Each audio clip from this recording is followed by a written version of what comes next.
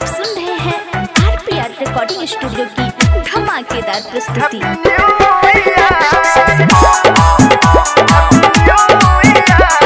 Music by DJ Umesh, Shukipur बाजार। दरभंगा सो beer मंगेबे, त्याग भर भर के सबके पिएबे।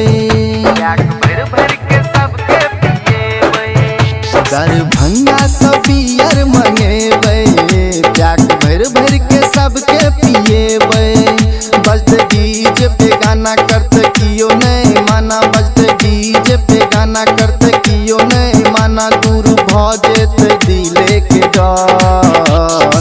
वन pack water, one pack beer, oh my dear happy new year. One pack water, one pack beer, oh my dear happy new year. Music by DJ Umesh, Shukipur बाजार। दारुए तक भाई बर मशहूर छै, नशा जे एहि में भाई खूब भरपूर छै। पिए के एतो जे सबके सुरूर छै, नया सालक जे सबके गुरूर छै। हाँ दारुए तक भाई बर मशहूर छै, नशा जे एहि में भाई खूब भरपूर छै। पिए के एतो जे सबके सुरूर छै, नया सालक जे सबके गुरूर छै। नहीं रोकते जमाना खुल गेले मही खाना, नहीं रोकते जमाना खुल गेले मही खाना। चर्चा भ गेल पूरा शहर। One pack water, one pack beer, oh my dear happy new year.